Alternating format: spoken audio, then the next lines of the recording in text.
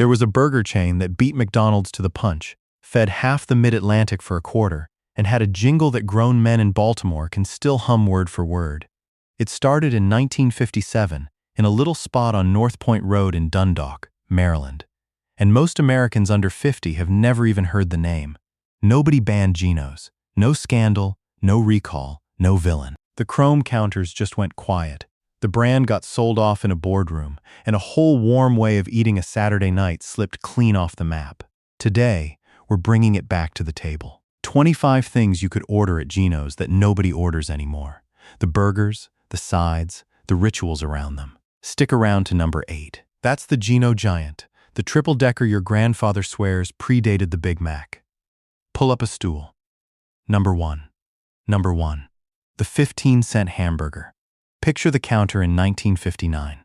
A plain burger, a paper wrapper gone translucent with grease, and a price that today wouldn't buy you a single packet of ketchup. 15 cents. Some early years, a dime. You handed over a quarter and got change back with your lunch. But the price tag hides the real story. That nickel and dime burger wasn't a loss leader gimmick. It was the whole promise of the place. A working dad in Dundalk could feed himself on pocket change and still buy his kid a Coke. That math died with beef price inflation in the late 1970s, when ground beef jumped more than 20% in a single year. The quarter lunch became a memory almost overnight, which is why the next one mattered so much. Number 2. The hand-spun milkshake. You've had a milkshake.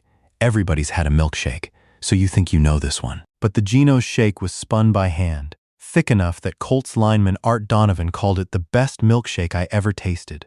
A real solid drink. That phrase, a solid drink, is the whole story. It stood up in the cup. The spoon stood up in the shake.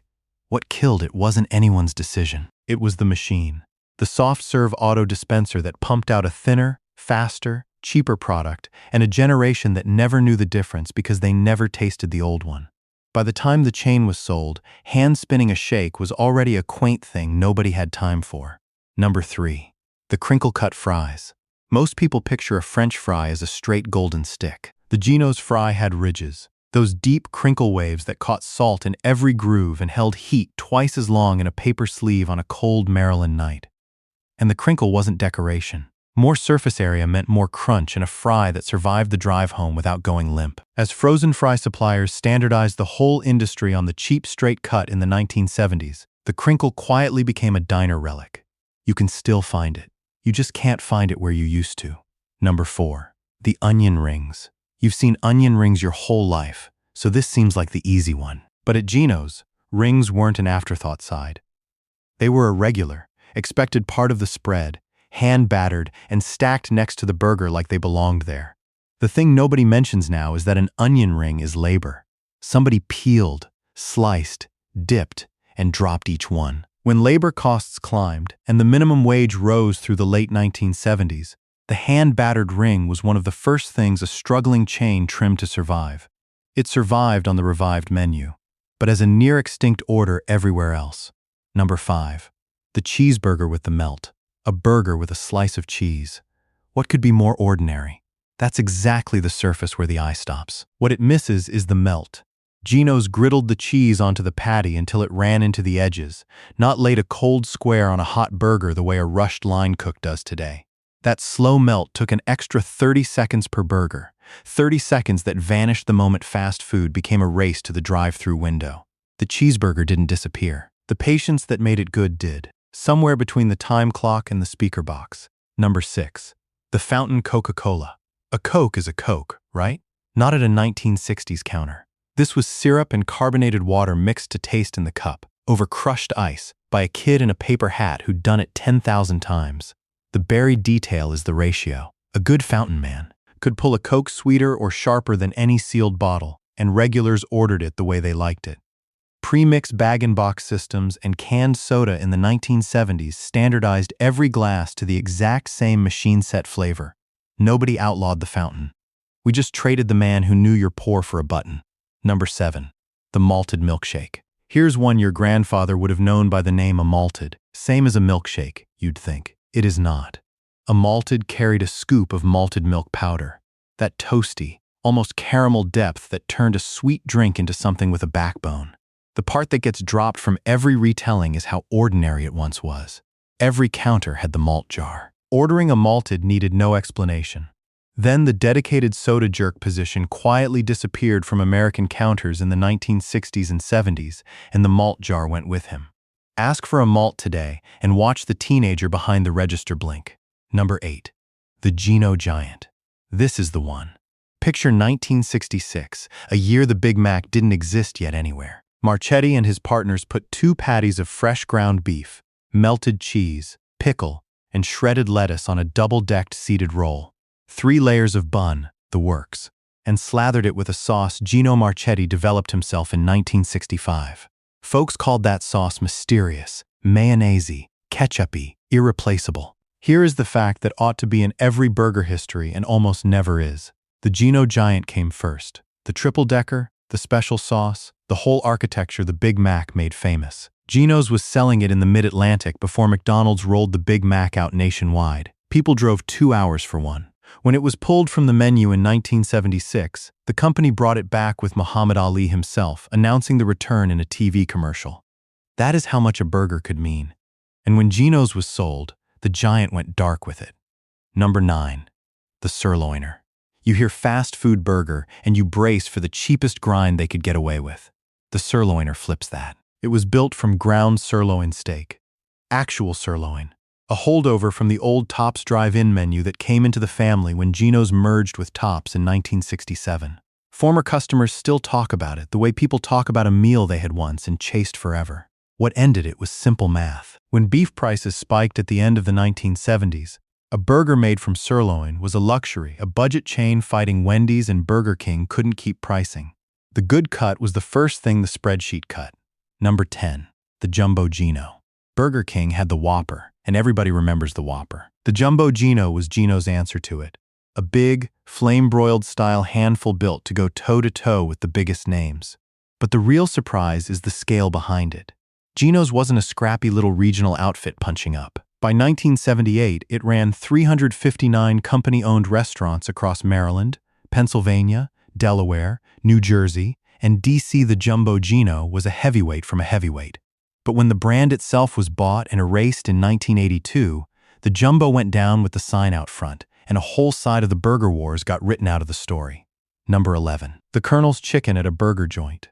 This one stops people cold. From 1965, Gino's held the Kentucky Fried Chicken franchise for the entire Mid-Atlantic. A co-branding deal struck with Colonel Harlan Sanders himself. You could walk into a Gino's and order the Colonel's original recipe fried chicken right alongside your Giant. The detail that gets buried is how strange and wonderful that pairing was. A burger chain founded by football players, selling the most famous fried chicken in America under the same roof. When Gino's was absorbed in 1982, that arrangement dissolved into corporate history, and the 2 names that shared a counter went their separate ways forever. Number 12. The New England Seasoned Chicken. Here's a regional quirk almost nobody knows. In New England, a different company already held the KFC franchise, so Gino's locations up there couldn't sell the Colonel's recipe. Their answer was to make their own fried chicken, seasoned differently, a Gino's only bird you literally could not get anywhere else in the chain. The part that aches is that this recipe lived and died in one corner of the map. It was never written into the national story, never revived, never franchised. When those New England stores closed and many became Burger Kings, that particular seasoning blend simply walked out the back door with the last cook who knew it. Number 13. The roast beef sandwich. You think of roast beef as a deli thing, a Sunday thing, not a burger counter thing. But thin-sliced roast beef was a genuine Gino's staple, the savory anchor for anyone who didn't want a burger that night. And something quietly remarkable happened to it. When Marriott bought Gino's and converted most locations to Roy Rogers, roast beef survived the transition. Roy Rogers kept it on its Big Three menu, which is part of why the changeover went down smooth for regulars. The sandwich outlived the sign. But the Gino's version, the one tied to that jingle and those founders, vanished the day the name came down. Number 14. The salad bar. A salad bar at a 1960s burger chain sounds almost made up. Yet Gino's ran one. An expansive spread of greens and fixings at a time when fast food meant a bag through a window and nothing green in sight. The reveal here is how far ahead of its time that was. Decades before salad bars became a 1980s national fad, a Baltimore burger chain was already setting one out. It vanished, not because anyone objected, but because the whole industry sprinted the other way, toward speed, toward packaging, toward the drive-thru. And a self-serve salad bar needs a sit-down room and an unhurried customer. Both were disappearing. Number 15. The meal for $5. This wasn't a single item. It was a deal, and it deserves a spot of its own. A 1960s Gino's newspaper ad offered a meal for $5 for $1.75. Read that again. $1.75 fed a whole family. The thing that gets lost is what that bundle meant in a kitchen table budget. Friday night out, the whole brood, for less than $2 and change. Beef inflation, rising labor, and the simple creep of prices made a deal like that mathematically impossible by the early 80s. Nobody banned the family deal. Inflation just quietly retired it, and the idea that 5 people could eat out for under $2 now sounds like a fairy tale. Number 16. The car hop and the curb tray. Before Gino's added indoor seating in 1969, eating at a drive-in meant a tray hooked onto your car window and your food brought out to you where you sat. Gino's grew partly out of Tops Drive-In, and that drive-in DNA ran deep, and the irony is hard to miss. Indoor dining, which Gino's helped pioneer in 1969, was the very thing that ended the car hop. The booth replaced the bumper. Air conditioning replaced the open window. The curb tray, the car hop's quick walk across hot asphalt with your shake balanced just so. All of it faded as the industry moved customers inside and then, a decade later, shoved them back out to a drive-through lane where nobody walks anywhere at all. Number 17. The giant sauce. We have to stop on this one. Of everything Gino's served, the single thing former customers grieve hardest is the sauce on the Gino Giant. That mysterious, mayonnaise-y, ketchup-y blend Marchetti mixed up in 1965. When the chain came back in 2010, a man drove a long way, ordered a Gino's Giant and a Coke, and the thing he was chasing across decades was that sauce. Why does it ache more than any burger? A burger you can approximate. A sauce is a fingerprint. The exact ratio lived in the kitchens of one chain, and when those kitchens closed, the formula went dark for a generation. People didn't miss the beef. They missed the taste they couldn't name and couldn't make at home, the one that meant Saturday, the one that meant home. Number 18. The fish sandwich. Every old American counter had a Friday fish sandwich, and the roadside burger chains of the 50s and 60s were no exception. A fried square of fish on a soft bun for the Catholic families who didn't eat meat on Fridays. The buried truth is that this sandwich existed for a reason that was fading even then, a whole rhythm of religious observance that shaped what a restaurant put on the menu Friday night. As that weekly ritual loosened across American life, and the big national chains turned the fish sandwich into a year-round novelty, the humble counter version, the one tied to a specific town's Friday, quietly slipped off the local board. Number 19. The chili dog at the counter. A hot dog buried under a ladle of chili, chopped onion, a stripe of mustard, the drive-in's other workhorse, sitting right beside the burger on every roadside menu of the era. But few people ever think it through. The chili dog was the cook's pride, made from a chili somebody simmered in back, not squeezed from a packet. When prep got centralized and portion-controlled in the 1970s, the from-scratch counter chili was one of the first casualties. Too slow, too variable, too dependent on a cook who cared. What replaced it was reliable and forgettable, and the regional chili dog that people drove across town for became hard to find. Number 20. The counter breakfast and the bottomless coffee. Before drive-through breakfast was a thing, a roadside counter in the morning meant a stool, a thick white mug, and coffee a waitress topped off without being asked. The part that gets dropped is the social machinery of it. That bottomless cup was the price of a seat in a room where the same men met every morning before their shift. When the industry pushed everyone towards speed and the to-go cup in the 1970s and 80s, it didn't just change how coffee was sold.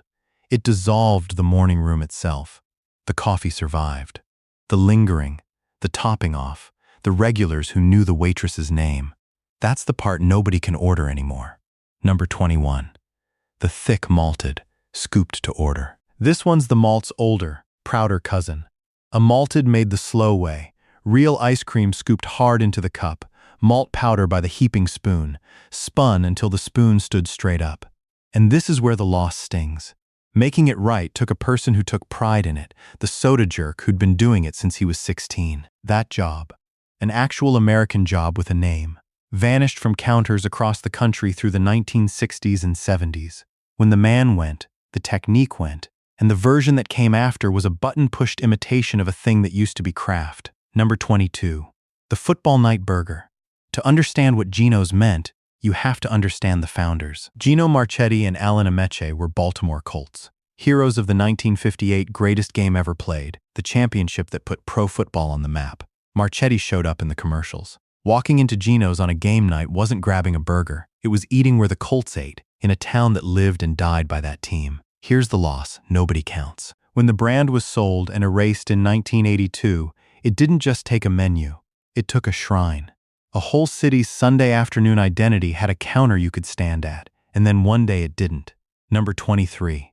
The jingle you can still sing. Everybody goes to Gino's, 'cause Gino's is the place to go. Ask a Baltimorean of a certain age and watch their face change. They'll sing the rest before you finish asking. This is the climax of what was lost, because it's the proof the place lived in people, not just in buildings. A jingle is a tiny machine for memory. It outlasted the restaurants by 40 years, humming in the heads of people whose kids have never tasted a Gino Giant. When a brand dies in a boardroom, the buildings get a new sign by Monday. But the song just keeps playing in the dark, with nowhere left to send the people who still know every word. Number 24. The last meal before the lights went out. Somewhere in 1982, in a Gino's in Maryland, a regular ordered a Gino Giant and a Coke without knowing it would be among the last. In January 1982, the Marriott Corporation bid $48.6 million for the chain. Marriott retired the Gino's name and converted most of the 359 restaurants to Roy Rogers. And the gut punch is in how quietly it ended. There was no farewell, no final day sale, no banner. For most of those counters, an ordinary Tuesday lunch was simply the end. The cook clocked out, the lights clicked off, and a sign changed over the weekend. The people who ate that last Giant never got to say goodbye to it. Number 25. The independent holdout. After the corporation took the name, one Gino's refused to die. An independently owned location in Pasadena, Maryland kept the doors open and the griddle hot long after the sign was supposed to be gone. Into the late 1980s, some say all the way to 1991. Picture it. Every other Gino's in America already a Roy Rogers, and here's one stubborn counter still spinning shakes and stacking Giants for the regulars who refuse to let it go. That last holdout is the whole video in one image, a thing too loved to vanish on schedule, kept alive by sheer affection until the very end. When it finally closed, the original Gino's was truly gone. So why did all of it vanish? Look at the list. The 15-cent burger, the hand-spun shake, the sirloin patty, the salad bar, the Friday fish, the morning coffee room. Different items, but they all died in the same narrow window. Roughly the late 1970s into the early 1980s, and not one of them was banned. What happened was a tide, not a crime. Beef prices jumped more than 20% in both 1978 and 1979. Labor costs and the minimum wage climbed. National chains like Wendy's and Burger King flooded the country. Gino's, a publicly traded company carrying debt from years of expansion, became a takeover target, and in 1982 Marriott bought it and erased the name. But underneath the business story is a quieter one. Americans were moving to the suburbs. Both parents were working. The interstate replaced the main road, and the unhurried sit-down counter, with its hand-spun shakes and its bottomless coffee and its soda jerk who knew you're poor, didn't fit a faster life.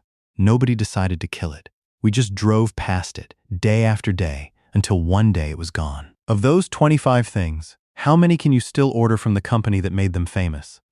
Out of 359 restaurants, 2 remain. So is any of it still alive? More than you'd think. In 2010, Gino's came back. Former executive Tom Romano relaunched it as Gino's Burgers and Chicken, with original founders Gino Marchetti and Louis Fisher involved, and the first new location opened October 25, 2010, in King of Prussia, Pennsylvania.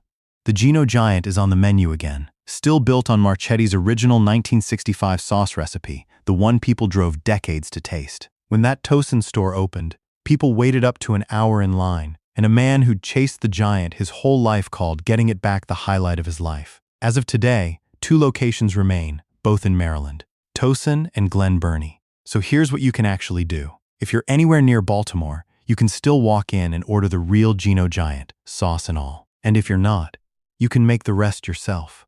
A hand-spun shake takes real ice cream and a strong arm. A proper malted needs nothing but the powder your grandfather used. Crinkle fries, onion rings battered by hand, a cheeseburger you let melt the slow way. None of it was ever lost. It just stopped being convenient. And convenient was never the same as good. If you stayed with me through 25 forgotten things from a burger chain most people have never heard of, you already know something about yourself. You're the kind of person who knows that a place can be more than a place, that a counter, a jingle, and a sauce can hold a whole decade of somebody's Saturdays. Your grandparents lived this. Maybe they stood at that counter on North Point Road. Maybe they sang that jingle in the car. Maybe somewhere in your family there's a memory of a hand-spun shake that stood up to the spoon, and nobody ever wrote it down. That's the real reason these things vanish. Not because anyone takes them, but because we forget to pass them on. So pass this one on. Tell the person who remembers Gino's that somebody still cares. And if you want more of these, more of the food, the places, and the small American worlds we quietly walked away from, you already know what to do. Next time, we're pulling up a stool at another vanished counter. Until then, go find somebody who remembers and ask them what they used to order.